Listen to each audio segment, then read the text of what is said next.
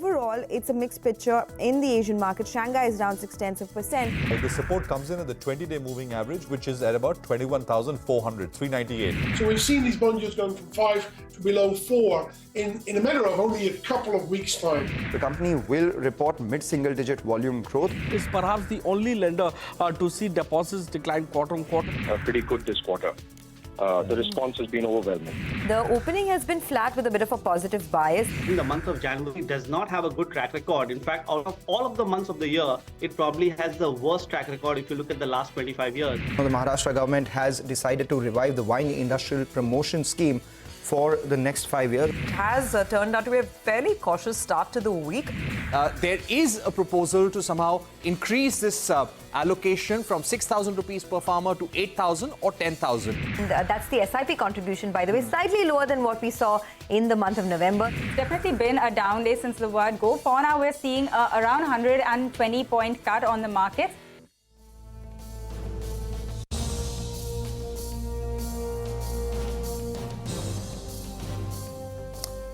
Well, that was a day so far. Hello and welcome to a fresh new edition of Closing Bell. We're kicking off this new week, this Monday, the second week of 2024, with the full strength of the Closing Bell team right here. We're coming to you from the CNBC-TV18 News studios. I'm Prashant. With me, my colleagues Reema and Surabhi here in the studios. Nigel, of course, is back at his vantage point in the newsroom. Guys, hi, good afternoon. Hi. The view from the top, huh, Nigel? How does it look? Lots of red. Yeah, that's true. That's sort of a day, I guess, right, Surabhi? But good to have everyone back, right? No, absolutely. I mean, good to have everybody back, full strength, and hopefully it'll stay that way for a while, at least. But, you know, we're kicking off also with the kind of slightly weakish markets, aren't we? I think the Nifty is down, 120 points, 130 points. It's been that way since the morning. And no real recovery since. Just to, look at, by the way, global markets have also been weak. Asia more than Europe and US futures. Most of Asian markets were down between 1.5%. So this is in line with what's happening in global and especially Asian markets. Remember, US S&P was down 1.5% last week for the 4 days that it traded. Here in India, real estate, which was the top performing sector last week, continues to do the best. Healthcare, which was the second best performing sector last week, that continues to be the second best gainer today as well. So there is momentum here in these two spaces. Public sector banks are seeing some pullback. FMCG is seeing some pullback. Metals are the other sector, which is taking a bit of a knock. And of course, I mean, the supports, which we put out in the morning as well for the Nifty, comes in around the 21,400 level, which is still 150 points away. For the Nifty Bank, watch the close, because for the Nifty Bank, we are already trading, as we speak, below the 20-day moving average, a decisive close below it. We're not very far. I mean, by close, it could change. But if we do, I think we're looking at further downsides here. So that's the overall picture out there. Remember, we've been sort of saying this going into the end of the year. January is seasonally a weak month, especially after the kind of strong December we had. I mean, there is strong seasonality in January, which suggests that, outperformance is never really happened. Down markets is more than, it's happened more than often. So keep that in mind when you're looking at these markets taking a bit of a pullback. Seems par for the course. Reema. Well, on that point about January seasonality, the frequency of corrections has picked up. In the whole of November, the month of November, there was no 100-point plus correction on the Nifty. In the month of December, we had only one instance when the Nifty corrected more than 100 points. And already in the first few days of January, this is the second instance when we've got a 100-point plus correction on the Nifty. So it's already started off on a bit of a cautious note. The market, which refused to correct in the month of November and December, is already showing some signs of fatigue. Some days when the markets are down. Today we are seeing a pretty large cut, and in fact the Nifty is now at the day's low, 150 points lower, 21,550 on the Nifty. The sensex is now inching towards a 500-point knock. The last correction that we had in January was on 3rd of January, 148-point fall. PSU banks, FMCG leading the losses, so both those indices will come up. And in the FMCG basket, Britannia, Nestle, HUL, even a Titan, which started off in the green. When it opened, the stock was up 2% at a fresh 52-week high, but now has reversed those gains and is now down in the red. So FMCG has taken a beating today. Oh, absolutely. Perhaps you could blame it to an extent on some of the weakish cues that we got commentary from some of the FMCG companies, Marico and some of the others. Godrej Consumer, for instance, that stock is still down about 3.5%. But in general, I mean, whatever little buying we saw on FMCG last week, it's getting reversed very, very quickly. And the market is not finding any real fighters today, neither banks nor IT. There's no major big sector which can pretty much put up some sort of a show of resistance against the downdraft. I just want to say that 21,500 remains the all-important mark, because that was the low that we hit, intraday low, last week. We respected that low and managed to have a nice close, I mean, a nice bounce above that.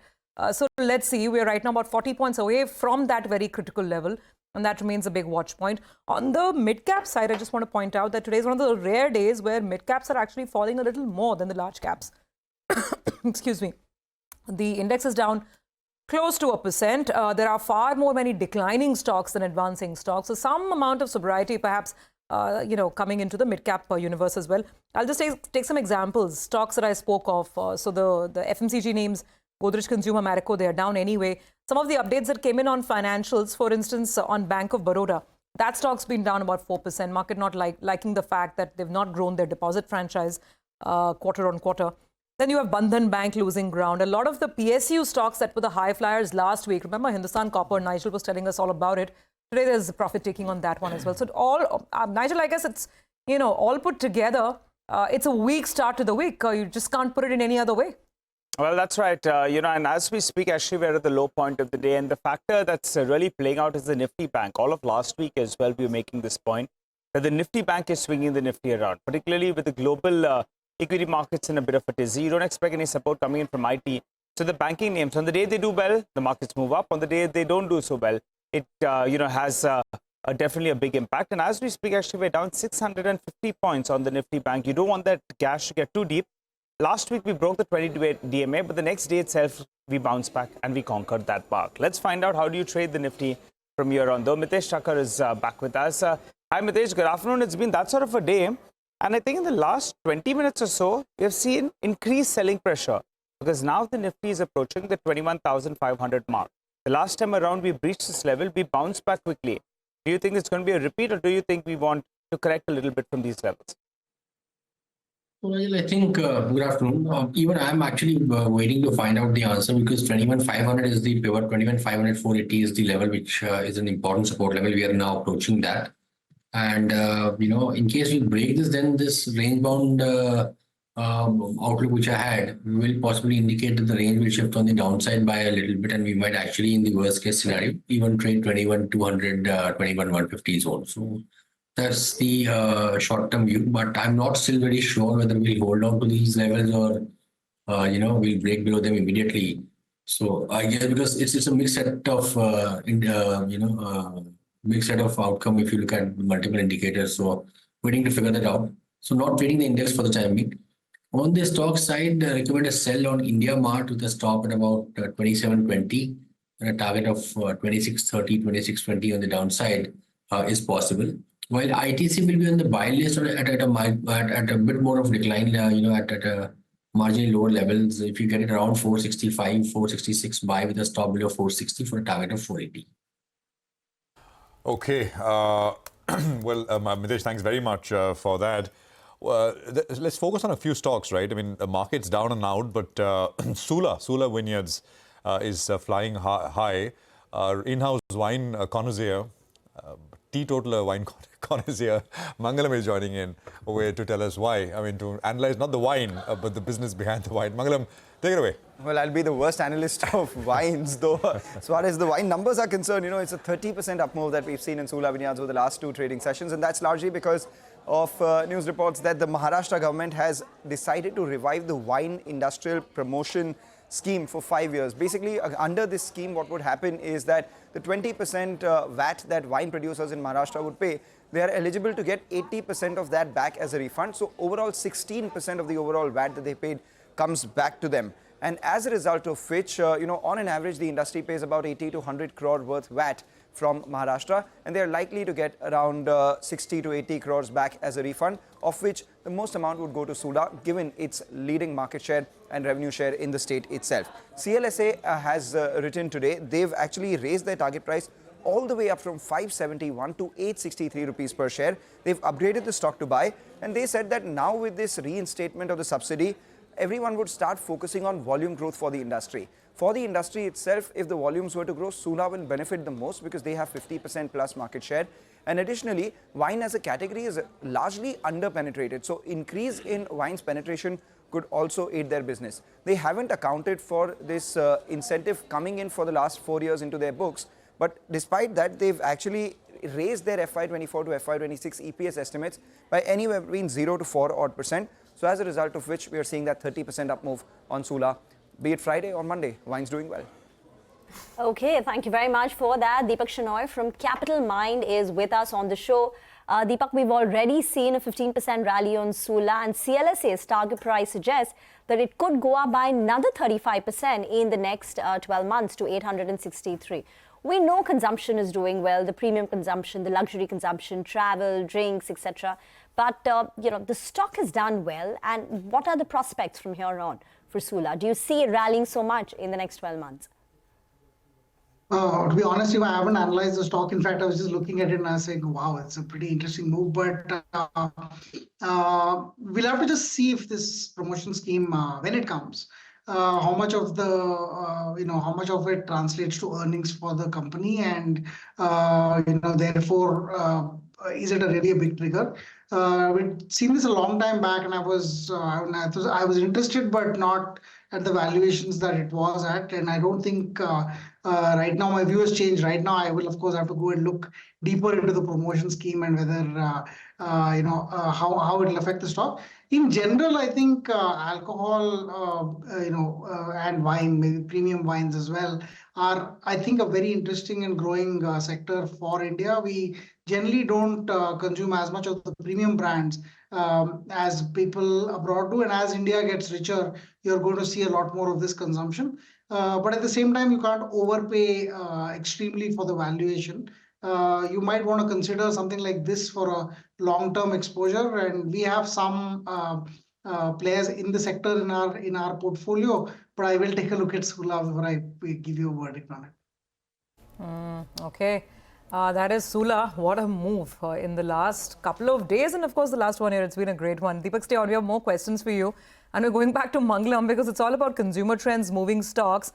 I don't know, Mangalam, it's more wine versus less soap and less parachute hair oil. What's going on with the Godrej Consumer and Marico? But what stood out for you in the updates that's making the market so nervous? Well, what's making the market nervous is that the good things are already priced in. The bad things are worse than what the street was anticipating. What are the good things? Both of them thought that, there would be margin expansion and gross margins would expand for both Marico as well as Godrej Consumer.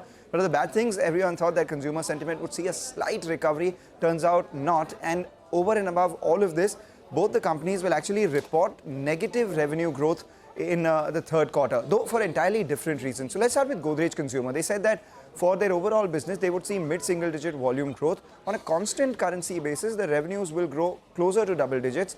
However, on a reported basis, the revenues would decline. And that's largely because of the big currency depreciation that we've seen in LATAM and parts of Africa as well. As far as their India business is concerned, sentiment is not very different from the second quarter.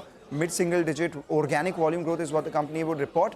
But including Park Avenue, there would be double-digit volume growth. Indonesia is also showing signs of recovery, and as is Africa. But the weakness in Africa is largely because of the restructuring that the company will do in the African operations starting the fourth quarter. For Marico itself, the problems, however, are a little more than Godrej Consumer because they are doing a single-digit sort of volume growth in India. At the same time, there's been weakness in all their core businesses, which is Parachute Coconut Oil, Saffola, where trade sentiment is weak, the base is extremely high. And the third one is their value-added business, where because of weak consumer sentiment, the performance is lower than estimated as well. What's doing well for them is the foods and premium personal care business, but that is something that the street already was factoring in along with gross margin expansion. So lack of growth or lack of expected revival hasn't happened, and as a result of which these stocks are lower. Okay, clearly my purchase of 1 bottle of aloe vera parachute oil, clearly that didn't, tip the needles for Marico this time around. Thank you very much for that update, Mangalam. Let's actually take that, conversation back to Deepak. Deepak, FMCG, and the thing is mid-single digits. And the market's given its verdict. You keep coming back with mid-single-digit volume growth. We're not interested at these valuations. Your thoughts on, FMCG as it starts off 2024 after a fairly sluggish, anemic 23. How would you approach these stocks? They haven't run up as much as the industrial side or the capex side. So is there a case? But if you keep getting mid-single-digit, then will that case actually come through? Actually, mid-single digit is pretty much what you should expect from overall. I think unless you have like a new brand or something that's coming in that's premium or something like that, it's difficult to take the same old brands. Maybe aloe vera Parachute may do well, but Parachute by itself, I think the growth will be in maximum mid-single digits.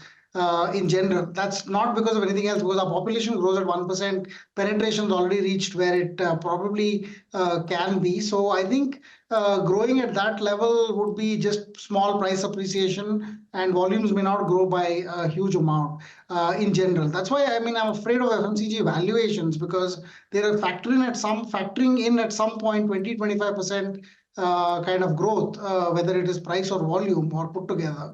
And I don't think that's easy to come by after that, mini kind of bull run after the COVID, return after COVID. I don't think that's sustainable. So I won't place a lot of faith on large volume growth in traditional FMCG. Something new that comes in, something that's premium, I think will do well this year. Later half of the year, you might see some revival because of the elections. In India, elections is like a massive Robin Hood transfer of wealth from the rich to the poor, which is what happens in elections. Money is distributed in the rural areas. That might result in some volume increase. Again, I feel that's temporary. It'll kind of come in and go. So I personally feel valuations are a little rich.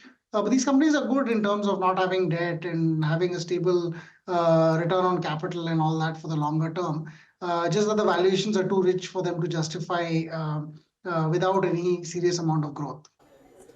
All right. Hi, Deepak. Good afternoon. Deepak, what about the banking space? That's come in for a harder knock today. And sometimes these sort of corrections give you an entry point. You've got a couple of, names that are actually taking a harder knock. Bandhan Bank, there are some rumors floating around. Bank of Baroda is down close to around 4.5% as well. Any of these banking names that you look to buy? Because after all, valuation-wise, some of the larger banks in particular are trading pretty much in line with their averages. And also there's earnings growth outlook as well that is being factored in.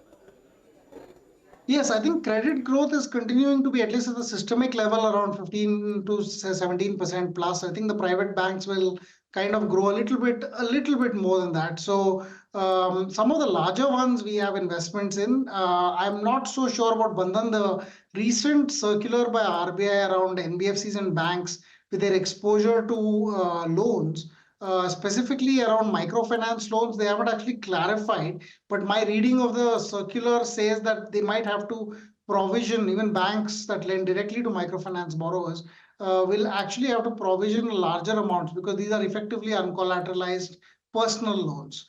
So we'll have to wait for results to see how the provisioning has changed for these banks. I don't see any recent trigger like last 1 or 2 days that should change the outlook towards banks.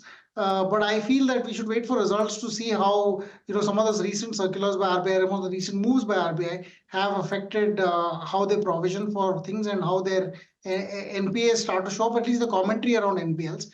So right now, I'll focus on some of the larger banks which are more diversified exposure than now a Bandhan or some of the smaller banks. Simply, also I want to play safe here until we get results out to see where value lies. But then COVID lows was 160, and it's been, amongst larger firms, or rather larger stocks, perhaps one of the sort of, underperformers. Actually, huge underperformer, right? The stocks were 230. The recent low was 185 or so. So it's actually, gone to within that range of the absolute lows of COVID. So not quite there, but it's done pretty poorly as a stock. Deepak, afternoon, anything new you've bought lately? We've been struggling actually to buy something new. We've been buying more of what we already own. A lot of players in the engineering space have been doing well. I think partly because of CapEx revival, a lot of B2B names here. The idea here is, I think, with capex revival, with engineering revival and manufacturing in India actually taking control of some growth. We've seen that in the GDP numbers as well. I think this could be a game-changing sector for investors going forward, not because they will show outstanding performance, but relatively the valuations have been beaten down. They have, for the most part, industry has reduced their overall credit debt levels compared to their equity levels have, in fact, for large and mid caps, turned to negative. A lot of them, in the sense, they have a lot more cash in the large and mid cap space than the debt levels. So, to the extent that there's a lack of leverage, there is scope for them to expand with capex coming on play. So I'm excited about that space. We've been looking at players in the tourism space as well. The tourism in India seems to be having a really strong tailwind. And while I'd gotten out of some stocks earlier, I think it's probably time to look at some of them going forward as well. I'm not taking names right now because we're still in the process of purchasing them, but I think these are the two areas where it's quite interesting. We're not so much into financials right now, definitely not yet into pharma, though I think that's again a promising space. Still have to look and find. I haven't bought anything new in the last few weeks or maybe 2 months or so. Deepak, we'll leave the conversation there. Thank you very much for joining in. Let's get you now an exclusive conversation. Bharat Forge's CMD, Baba Kalyani, turned 75. And on this occasion, Shireen spoke to the man himself, his son Amit Kalyani, on the way forward for the defense business and also the future expansion and acquisition plans. But what I want to understand from you is the pace of acceleration that you've seen. And I know you said previously that the last 10 years have perhaps been the busiest that you've seen in your career. It took you 45 years to get to 10,000 crores, 20,000 crores next year, or year after next. Year after next. On track to get to that? Yes, very much. Specifically from an export and a global play, a large chunk of your strategy has also been driven by acquisitions, and you've done many acquisitions over the course of the past several decades. Is that going to continue to be a driver? So I think going forward, acquisitions will be very selective. They will be in technology domains, but we will make acquisitions in India, because in India, for us to scale up manufacturing capability, bandwidth, technology and know-how will be the easiest way for us to kickstart our growth in new sectors. On the mobility side or outside of it? This is in the whole manufacturing gamut. If you look at the acquisitions we have made in the casting business, we acquired 2 foundries with 3 plants in Coimbatore.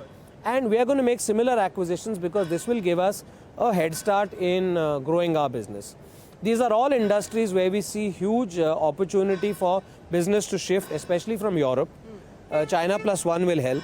And India is going to be competitive in these sectors. So I think these are opportunities that are going to give us tremendous opportunities for growth. Where do you see the specific gaps that you want to plug by way of acquisitions today? You talked about the foundries that you acquired in Coimbatore. Anything on the anvil at this point in time? Any specific gaps that you intend we continue to look at areas. So the one thing I will say is that we will acquire businesses that are high quality and well run. We will not buy businesses that are in distress. As you look at the advantages that you enjoy today, as you look at the moats that you've been able to create for yourself, what gives you the most confidence in being able to, from here on, I mean, you said 20,000 crores maybe by next year or the year after that. What's the aspiration from then on? See, I mean, if you look at India's economy today, we are a little less than $4 trillion, some 3.7 or something. And the aspiration for India as a country is to take this close to 30 trillion. So we should look at our growth in relation to the growth of the country. The country is going to grow 8 times, then we should be growing 10 times in that year. And it's not a long period, it's a 25-year period. I have already crossed 52 years in this company, struggling. So I think we have a base that can allow some explosive growth as the country grows. Eventually, plans to take any of these verticals public, listing at some point over the next few years? See, I foresee that each vertical will be a standalone business. Now, whether they get listed or not depends on their size, scale, and whether their cycles and their businesses require capital or they require the capital markets to get the reflection of the true valuation. What would you like to see happen on that front? There are some businesses that will grow faster than the others, there's no doubt. For example, I think the defense business will go faster than most other verticals. And there might be a time in the next few years where that business will be bigger than our core business. Because, it also uses our core business technologies, like metal forming, forging, machining, etc. So, that's a great possibility. And if that happens, it would be better off as an independent company. So, next 3 to 5 years, you believe that perhaps you could be at that inflection point for the defense business? Oh, yeah. 75, 52 here at Bharat Forge. Are you now planning to sort of step back? Any plans at this point in time, or are you still You ask this young man. The young man has a say, does he? Yeah, of course. I am ready to step back and go on a holiday somewhere. So what's stopping you? He's stopping you. I think my father is happiest when he's here. This is his first love, and I think we're all deeply motivated by him, by his passion for what he does, and the energy he brings and the ideas. The whole defense business has been his baby. And, I think it keeps him young, it keeps him active. And I hope that he keeps doing this because he has so much to give back to our company, to the country, and to teach a lot of young people new things. Baba Kalyani at 75. Passionate, he's got purpose, and a big inspiration for many people. You can catch excerpts from this conversation all day today on CNBC TV18. We will slip into a very short break. On the other side, we'll invite Rajesh Bhatia from ITI Long Short Equity Fund. Stay tuned.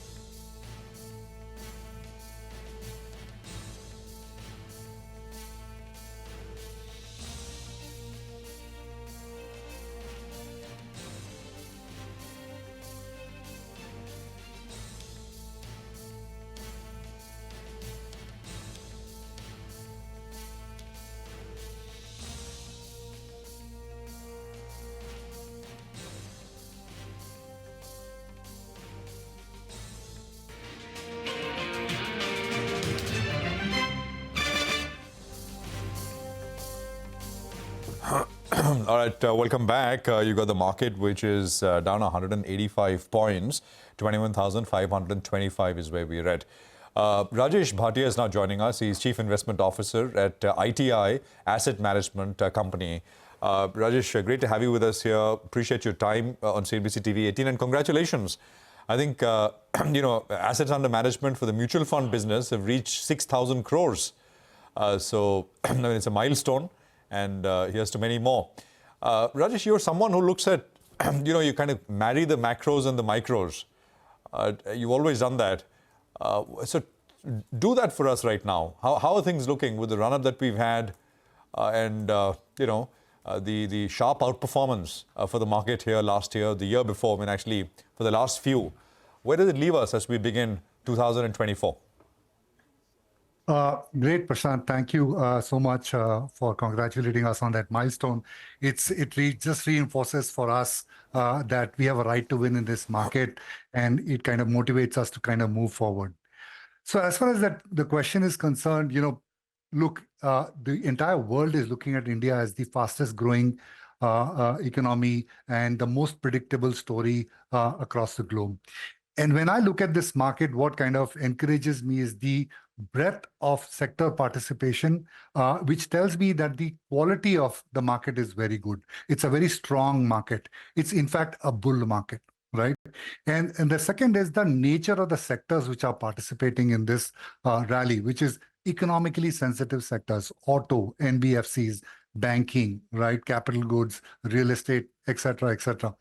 Now, usually the markets are the leading indicator for the economy. And if economic sensitive centers across the board are participating, it actually portends start of an economic cycle. So we are in a bull market. We are going to be, this is going to be a long range bull market. So I'm pretty encouraged with the structure of where we are and what's to come as we move forward. Rajesh, I want you to talk about this point that you made. There is value in large caps, but the India growth story is in the broader market. Now, even 3 to 4 months ago, valuations for most mid caps and small caps were higher than the historical levels. And yet, if you had not participated in it because of high valuations, you would have missed out on a phenomenal 30-40% up move in a very crunched period of 3 to 4 months. I remember so many mutual funds too had stopped inflows into the small cap funds, citing high valuations. So even though there is growth in mid and small caps, how should you, look at valuations here from now on? Should we be okay with higher valuations for some of these defense plays, railways, etc., which have been the darling of the market? The conventional wisdom is that the mega caps is really where the value is. And while that is true, I don't think that's really where the India growth story is. My sense is the India growth story really started afresh now with this post-COVID central government reaction to kind of prevent a downturn. And they stepped up capital expenditure. So the fiscal deficit on investment, the fiscal spending on investment is at close to a 20-year high. And that's why you're seeing a lot of the capital goods, real estate, roads, railways, encouragement to PLI on defense, as well as electronic manufacturing services.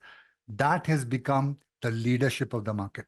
So if I were to look at the market, I would say the leadership is really in the capital goods space and the public sector enterprises space, which have also transformed themselves. And if you look at the cycles, we had a bubble between 2003 to 2008, and later stages being a bubble where, there was a lot of capital investment that took place. Now, because the bubble burst in 2008, 2009, then we had almost a decade of NOE in the capital goods sector.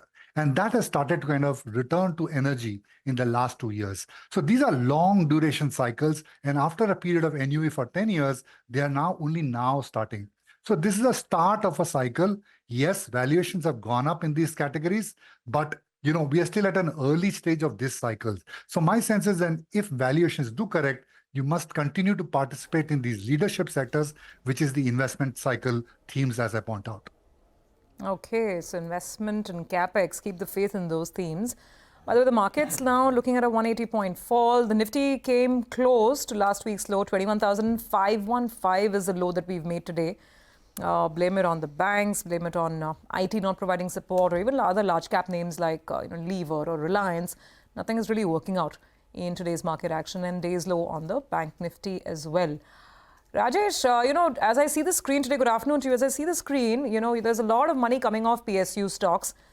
Bank of Baroda is one example. You can argue the market's reacting to the business update. But even otherwise, NMDC, NALCO, Hindustan Copper, Central Bank of India, PSU Bank's actually a very weak place to be in. So when an investor sees days like this, I think the question that he or she will ask is this the kind of fall I need to buy into the PSU story? Or is this an indication that the good times are now coming close to an end? So I might as well start booking profits. What would you do, or what would you tell your fund managers to do here? Stay invested. As we kind of just pointed out, that it has been a fantastic run so far. The last 2 months have been gigantic months, right? So it's very, very natural to expect some kind of profit booking to take place and some reversal to take place as well. But that doesn't bother me. Look, if you look at what I usually worry about is if we are at a late stage of an economic cycle and if we are at a late stage of a valuation cycle.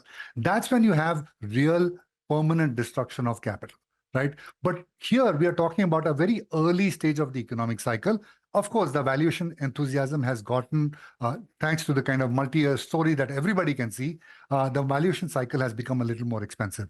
So that will correct. But those opportunities you use to kind of add as you move forward. So as even for our mutual fund investors, we keep telling them the way to participate in India is really go through the SIP or the STP route and capture this leadership areas that we are talking about. Hi Rajesh, good afternoon and congratulations on this feat of hitting that 6,000 crores in terms of AUM. If I'm not mistaken, in the last 12 months, I think the growth has been to the tune of nearly around 50%. So good on you, good on your team as well, but added responsibility now.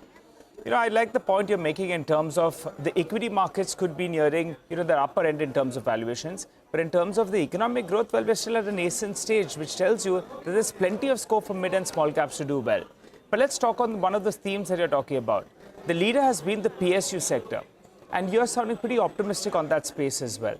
From the PSU basket, what do you like? Will you go with the banking names? Do you believe that defense is still more to play, railways? What would you look at? And we're talking about a 5-6 year horizon from here on. So Nigel, thank you so much for your wishes. But I just want to correct, we have grown 50% in the last 9 months and have almost doubled in the last 12 plus months, actually 18 months. So we've had a fairly good trajectory as far as... Good on you, Rajesh. Well done on that front. Just one quick clarification. This is a function of the market, or has it been inflows have got ramped up as well? Because the markets have moved up, so some part of that benefit would be of that. And then you can take us through the PSU theme. Sure. So I think it's a function of both, the mark-to-market as well. I think we are primarily an equity fund house. And of course, because of the phenomenal run that we've had in the equity markets, we've had very, very good mark-to-market gains as well. Our gross sales has been fairly good. That's the number I have. I can't give you the breakup between mark-to-market and net new sales, but I know that our gross sales was also a very sizable number over the last 12 months or so. So I think it's a contribution from both mark-to-market gains and as well as good inflows that we've been receiving as a fund house. To come to your public sector question, look, I think, let us say, if I was just to focus on the power theme. Now, why I'm focusing on the power theme is, I think there is tightness in the power sector, right? So you would typically go from an underinvestment in power to an overinvestment in power, and which means that you're going to have probably a 5-7 year cycle. So, equipment suppliers, IPP producers, financiers, and these include public sector companies as well. I would say that you combine both. You buy the leadership of the market, which is capital goods, and you buy public sector enterprises in that category, and I think you'll come out fine. Okay, I mean, that point about what Nigel also reiterated what you made earlier, which is the fact that the India growth story is in mid and small caps, right? Because I guess many large caps don't have those kind of businesses, right? I mean, where you can participate in many of the areas where the government is doing, bulk of the heavy lifting in terms of spending, etc. So, you began by saying the consensus is that large cap has value and maybe there is some merit to it. Would you reckon that those looking for, alpha generation from large caps are in for some disappointment in 24? Rajesh? No, I wouldn't say that. I mean, I would say that, of course, you're going to make equity type returns even in the large caps, right? But you're typically, let's say if the IT companies, large caps, probably they'll grow at 12% per annum, right? Some of the consumer companies which have been disappointing, today, probably they'll grow at about 12% as well. And, you'd have large cap banks, they will also probably give you 14, 15% kind of returns. But, you're not coming to India for the 12% kind of or 14% kind of returns. The opportunity in India, now let me give you a data set. I took out a list of companies which are growing at 20% plus on a trailing 12-month basis on top line and bottom line. We found there are 200 companies with a market cap of greater than 1,000 crores. Now, so what is my job? I have to create a portfolio of 25 to 30 companies out of these fast-growing opportunities there, which is the India growth story really, right? So, and our preference is to stock pick among these to find companies which are winning companies, which are gaining market share, etc. So I have to buy one out of these 7 companies. So that's my opportunity set. So I think, I would rather to play the India growth story, focus here than the mega caps, which will give you equity type returns, but I don't think that's really where the excitement is. Thank you for joining in. Wish you all the very best. We need to slip into a break on that note. We'll come back and get you a few BTST calls from our technical experts.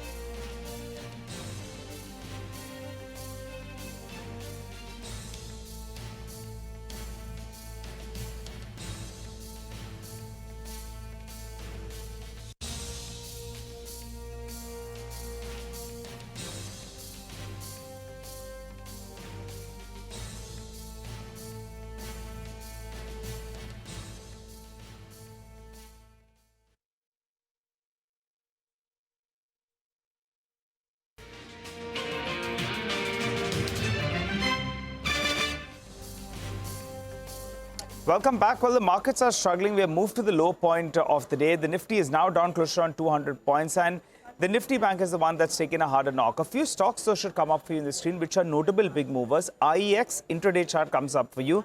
That's moved to the low point of the day. It's now down closer to around 2%. But in terms of gainers, Surbi was speaking about the stock with quite a lot of excitement post the weekend. That Sula, it was up 15%. As we speak, the shop is closed. The winemaker has moved to the upper circuit. It's close to around 20% higher as we speak. So keep an eye out on that one as well. Mitesh Thakur is back with us. Mitesh, what would you do? In terms of if you had a trade on the index, what would it be? And also fill us in with your fresh buy or sell calls. Yeah. So on the index, Nigel, I don't have a trade, because as I said, 21,500, 21,480 is my support level, and I'm not sure whether we'll gap up tomorrow or gap down tomorrow, depending upon the US Qs and global markets. But the structure isn't very positive to me to buy immediately and hope that the support will come into play. So as of now, avoiding the index.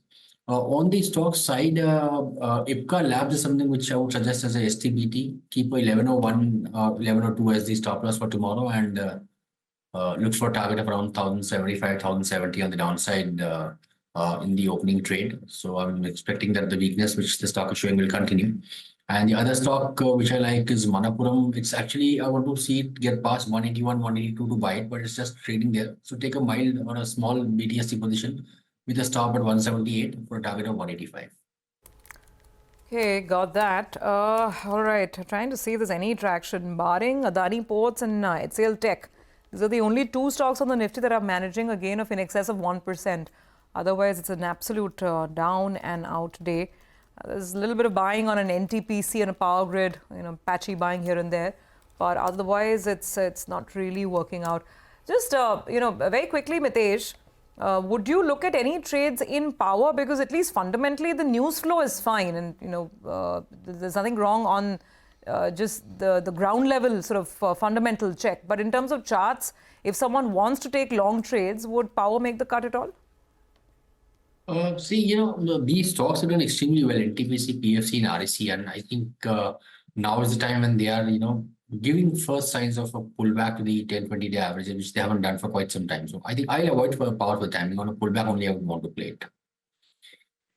Okay, thank you very much for that. Let's talk about Bajaj Auto. The stock is in focus as the board will consider a share buyback today. Sonia joins in with the market expectations. Sonia. Well, thanks a lot for that. Bajaj Auto will be considering the size and price of the buyback later in the evening, and the stock will be in focus tomorrow as well. Now, remember, the board approved a buyback. We don't know the extent of the amount, but the last time around there was a buyback was in June of 2022. At that time, the buyback amount was up to 2,500 crores. Given that the cash on the books has risen substantially since then, it's logical to assume that the buyback amount will be much higher this time around. Now, reports indicate that the buyback could be to the tune of 5,000 crores, but the company did not confirm that. When we spoke to them last time around, they said that the buyback is an efficient way to return capital to shareholders, and it is logical to assume that the buyback amount this time will be much higher than what we saw earlier. Remember, the company has 20,000 crores of cash on the books currently, and they're looking to return it to shareholders, considering that it has been a very good year for them. They also spoke about how they have re-engineered their business to invest in new technologies. The year is turning out to be much better than the previous one. They have invested in a new plant for KTM in Chakan, Pune, and a lot of investments are being made in technologies as well as facilities for the new Chetak. They also spoke about how whenever the cash on the books crosses 15,000 crores, they look to give back over 70% to their investors. The stock has been on a tear. In the month of January, it crossed 7,000 rupees for the first time ever. It hit a fresh lifetime high, and the stock in the last 6 months has risen almost 50%. Okay, all right, Sonia, thank you very much. We are going to watch out for the extent, the quantum of that buyback that got the stock so excited. Remember, 7,000 was seen immediately after that news came in. Gurmeet Chadha joins in from Complete Circle Investments. Now, Gurmeet, good afternoon. Thank you for joining us on the show. So first off the ground, Bajaj Auto, how's the ride looking? The stock's already had a great run. Then comes this buyback announcement. Mr. Rajiv Bajaj sounding so optimistic about the level of cash the company continues to generate. Sales, he's saying 4 lakh units every month, probably on a steady run rate basis. So the question is, is it still good for a buy, or is it all in the price now? Some of it, Surpi, is in the price, and I think there are multiple levers in Bajaj. One, obviously, is the numbers picked up in the festive season. Then there is expectation of recovery in exports market, which is perhaps the largest for Bajaj, and bit of Eicher. Even if you see TVS also started, making inroads there, a lot of export markets. I think addition of Triumph was another trigger a few months back, and they've been guiding for another 100 stores. And I think the way in passenger cars, if you see, is the guys in the MUV and the premiumization playing out. So 2/3 of the cars sold today are SUVs. Similarly, in motorcycles, 2/3 of the bikes are now above 125cc. So the upper end, another premiumization is playing out across, whether it is real estate, whether it is home improvement, whether it is Bajaj Auto. So my sense is that, it still trades at about 20 times, not very, very expensive. And they've guided that it's 20,000 crore cash. The size of the buyback should also be reasonable. So looks reasonable to me, but maybe the best of the returns, maybe 60-70% is in the price. By the way, Sula is now locked in an upper circuit of about 20%. It was anyway up 16-17%, but now it's an upper circuit. Gurmeet, 863 target price on Sula.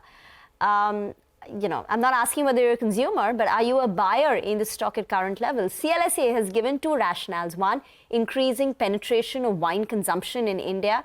And two, the subsidy which has been introduced by the Maharashtra government, which will benefit them.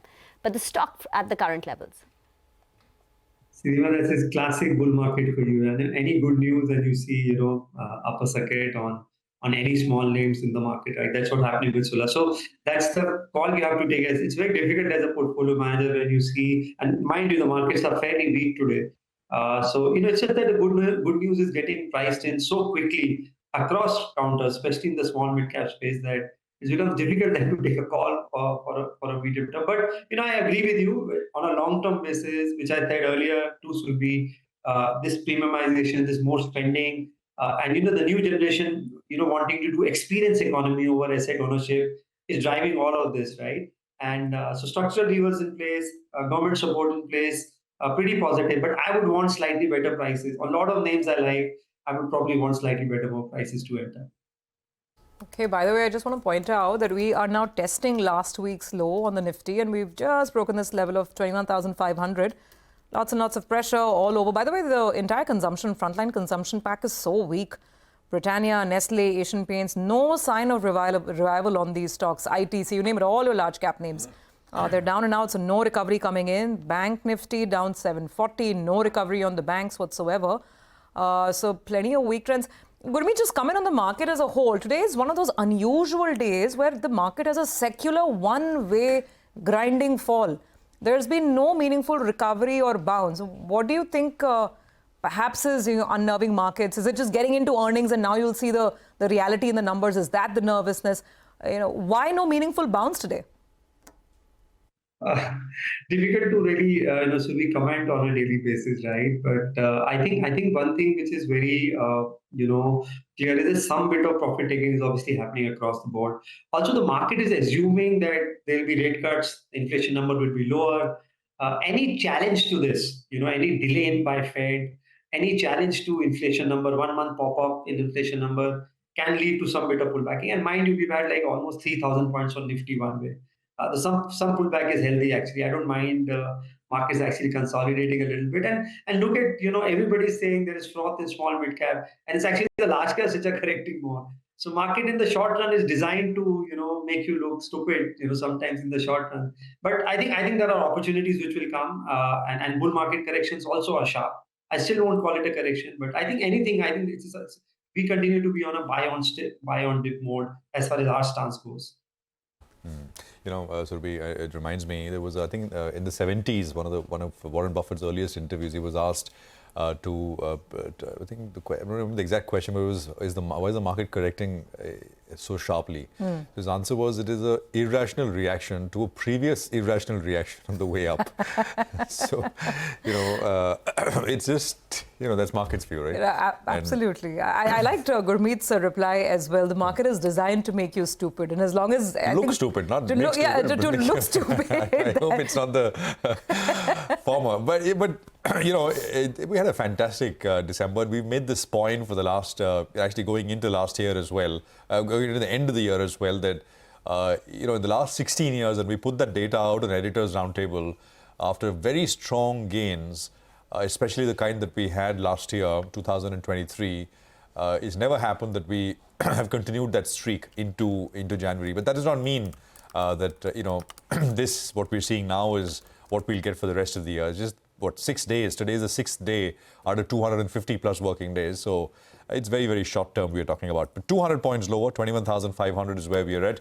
We'll take a very quick break here. More on markets on the other side. Stay tuned.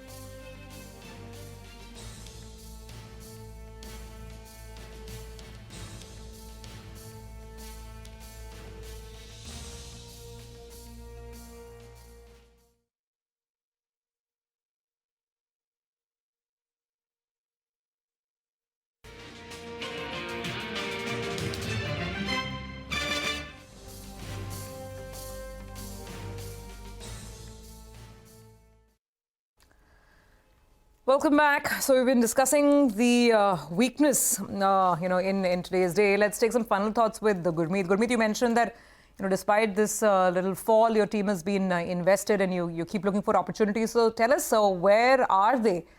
Are you still looking at pockets like capital goods, defense, etc., or something else, something new? What's on the radar in 2024, at least in January 2024? I think we are looking at selectively capital goods and defense. I think today, for example, solar industry is one of the portfolio stocks we hold, got a export order for Pinaka rockets. Now, very, very significant. This actually doubles their order book for defense from around, which is around 1,000 crores to straight away 2,000 crores. Obviously, the stock is down because of what market is down. But interesting development as the defense order book keeps on building up, and they've shown that the margins are sustaining. It looks good. We are looking at selectively some railway names as well. I also think a lot of them have run up and probably captured next 3-4 years good news. So we like Titagar. I think there is a clear visibility both for wagons as well as Vande Bharat and metro coaches.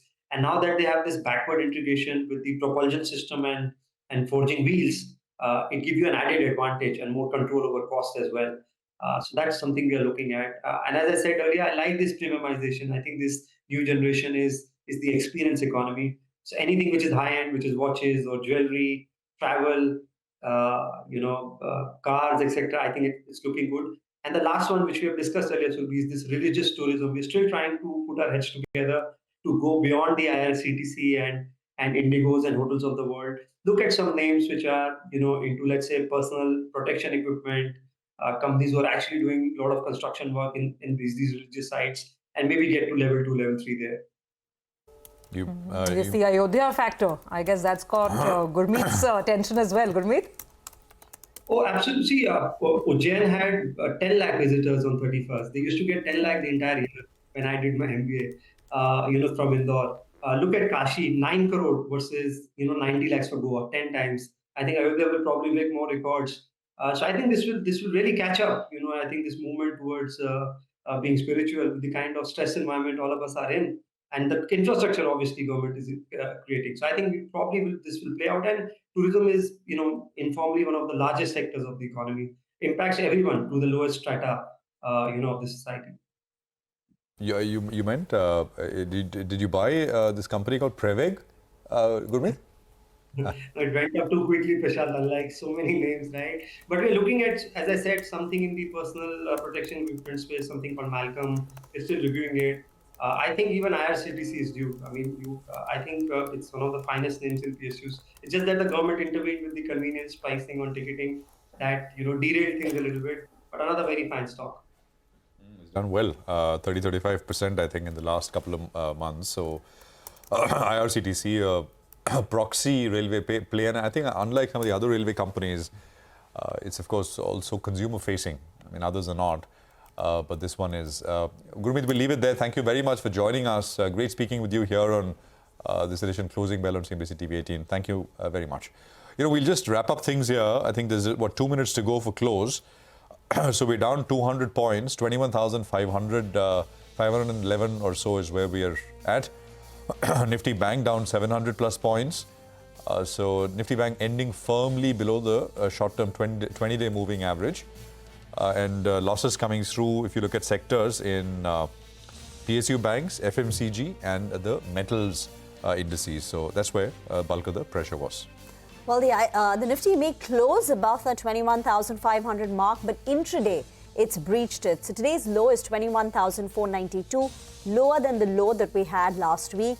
The big drags came in from the PSU banking index, 2.4% lower, FMCG down 1.7%, as the Q3 business updates from Marico, Godrej Consumer failed to enthuse the street. The Nifty banking index itself down, IT not providing support today.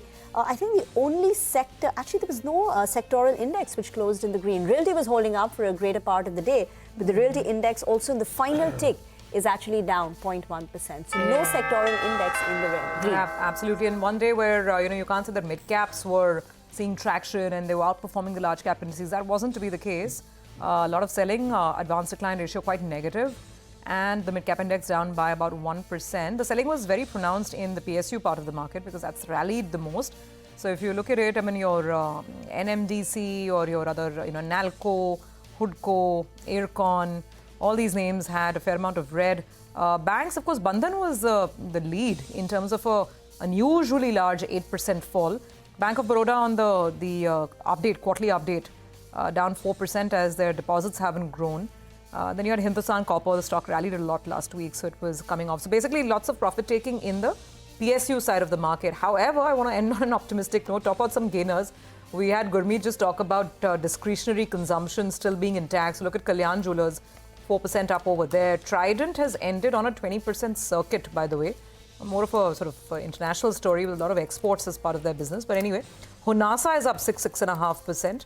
So some of these stocks really stood out. Electra Green Tech had another good day, 4.5% up. So yeah, down, but then you have these few movers and shakers on the upside as well. But largely speaking, yes, a weak start to the week. Well, with that, it's a wrap and closing bell. Markets Forward comes up next.